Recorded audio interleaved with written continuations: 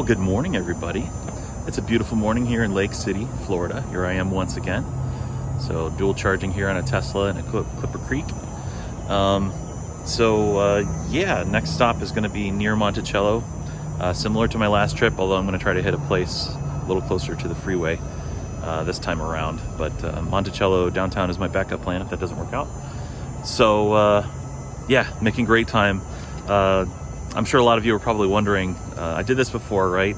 About 112 hours, 112 and a half. So what's making me think that I can do better this time? And the answer is there's a few things, but mostly it boils down to this beautiful bike right here, my 2022 SRS that I just got back in January. Don't let the appearances fool you. It may look a little bit like my other bike, but this thing is a touring machine. With the right kit and the right luggages and stuff like that, and then the new fairing, this bike is a monster. Probably the biggest difference with the 2022 models, a lot of you have heard, is the battery pack.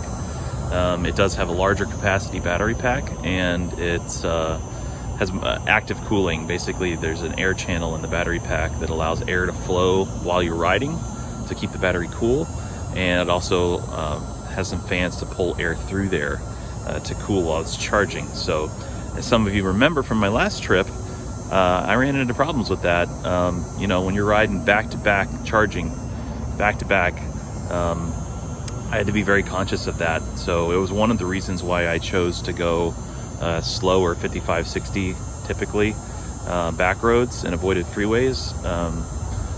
There was a lot of reasons for that. Efficiency was one on that bike, and battery heat was another. If I go 70 miles per hour and charge fast back-to-back with the other bike, I would definitely get throttled. So now Eleanor here and I are just getting to know each other, and I just got the rapid charger installed a couple days ago, so I have not fully experienced what this bike behaves like with that rapid charger, but I'm sure going to find out in the next couple days. So I'm optimistic though that it will perform as well, if not better, than my other bike. But yeah, so that's the biggest difference. That battery, it makes it so that I can strategize a little differently on this trip. Like last time, I was intentionally avoiding freeways and really focusing on back roads so that I can control my speed and make sure that I was running efficiently enough to get to my next stop. And I was always looking for 80-mile hops, okay? This bike, I'm not worried about that as much. I'm focusing on freeway speeds, 70 miles an hour. It's kind of where I tend to ping it.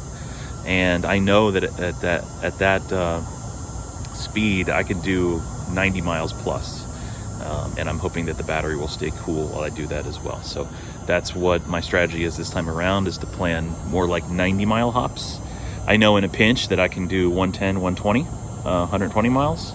That's if I kind of baby the bike like I did on my last trip. There will probably be a few hops in this trip where I do that.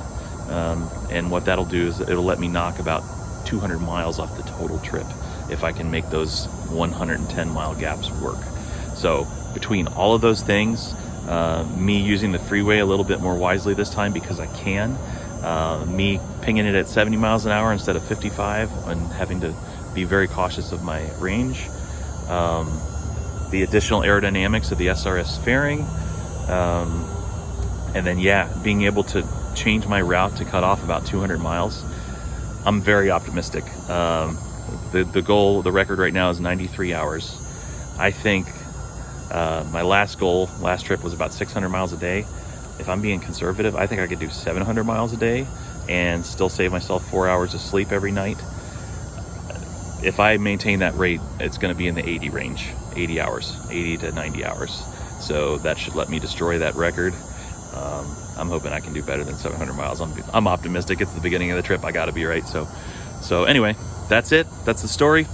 So yeah, next stop, Monticello, Florida. I'll see you guys there.